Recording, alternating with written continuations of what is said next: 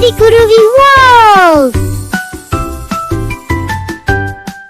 ஒரு காலத்தில் பச்சை மலைகளும் மலர்ந்த தோட்டங்களும் சூழ்ந்த வானவில் காடு என்ற மந்திர உலகம் இருந்தது.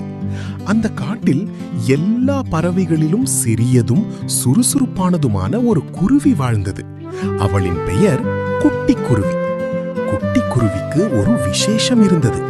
அவள் பாடும்போது மலர்கள் மலரும், காற்று மெதுவாக இசை பாடும். ஆனால் அவள் மிகவும் பயந்த குருவி. பெரிய சத்தம் கேட்டாலே மரத்தின் பின்னால் ஒளிந்து கொள்வா. ஒரு நாள் வானவில் காட்டில் இருந்த மின்மினி ஏரி இருட்டாகி போனது. அந்த ஏரியில் ஒளி இல்லாமல் போனால் காட்டில் இரவு முழுக்க இருட்டாகிவிடும். எல்லா விலங்குகளும் கவலை அடைந்தன. அப்போது வயதான ஆந்தை சொன்னது, இந்த ஏரியின் ஒளியை மீண்டும் கொண்டு வர தங்க நட்சத்திர மலரை யாராவது கொண்டு வர வேண்டும். ஆனால் அந்த மலர் இருந்தது மாயமலை மேல். அங்கே செல்ல யாருக்கும் துணிவு இல்லை. அனைவரும் அமைதியாக இருந்தபோது குட்டி குருவி மெதுவாக சொன்னாள், நான் போயிட்டு வரேன். அவளை பார்த்து எல்லோரும் ஆச்சரியப்பட்டனர். நீயா அந்த சிறிய குருவியா என்று முயல் கேட்டது.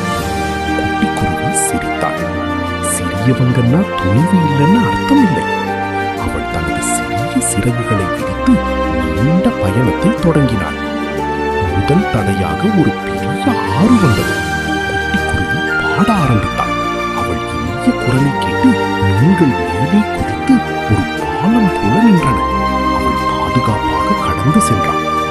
அடுத்து இருண்ட குகை வந்தது. அங்கே மின்மினி பூச்சிகள் வழிகாட்டின. நல்ல மனசுக்காரங்களுக்கு நாங்க எப்பவும் உதவுவோம் என்றன அவை. இறுதியில் மாயமலையின் உச்சியில் தங்க நட்சத்திர மலர் பிரகாசித்தது. குட்டி குருவி அதை மெதுவாக எடுத்துக்கொண்டு மீண்டும் காட்டிற்கு பறந்து வந்தாள். அந்த மலரை வைத்தவுடனே என்று ஒளி பரவியது. காடும் மீண்டும் வண்ணமயமாக மின்னியது. அனைத்து விலங்குகளும் குதித்து குறைத்தன. குட்டி குருவிதான் நம்ம ஹீரோ. அந்த நாளிலிருந்து பயப்படாமல் வாழ்ந்தாள். அவள் தெரிந்து கொண்டாள், துணிவு என்பது பெரிய உடம்புல இல்லை, நல்ல மனசுலதான் இருக்கும். குருவி வாவ்!